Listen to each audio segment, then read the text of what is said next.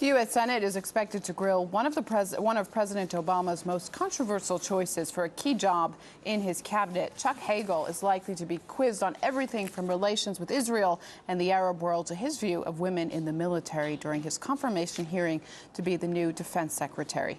RT's Ganesh Jakan explains why certain political groups are so against his nomination. Chuck Hagel has been under attack since his name was floated as President Obama's pick for the defense secretary position.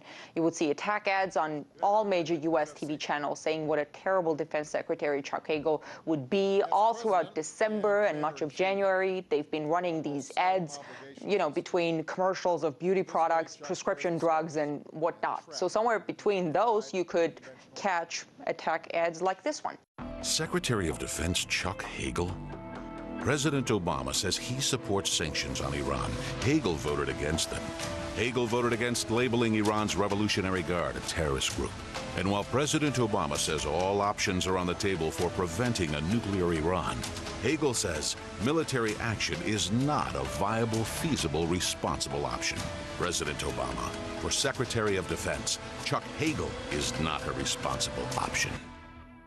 That ad was sponsored by the Emergency Committee for Israel. So what did Chuck Hagel do to deserve that?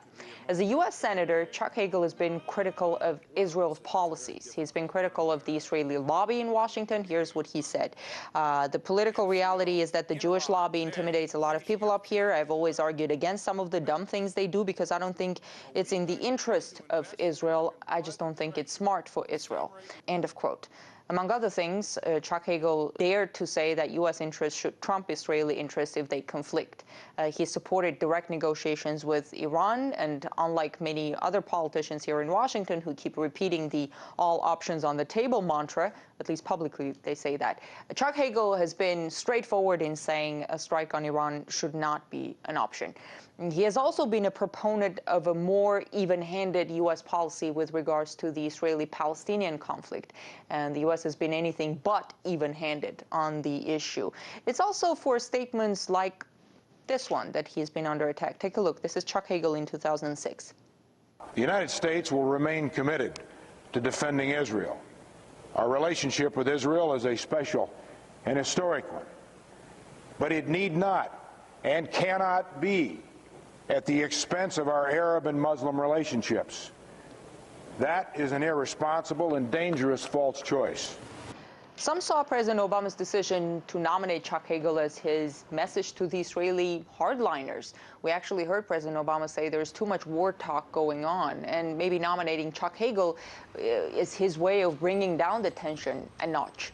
Not everybody here in Washington likes that message, but what's interesting, since the beginning of the attack campaign against Chuck Hagel over these 2 months or so, many of the attackers have sort of withdrawn their objections over Chuck Hagel's nomination. Some say it could be because they received assurances behind closed doors that, as defense secretary, Chuck Hagel is not going to make any drastic moves to really challenge Washington's foreign policy orthodoxies.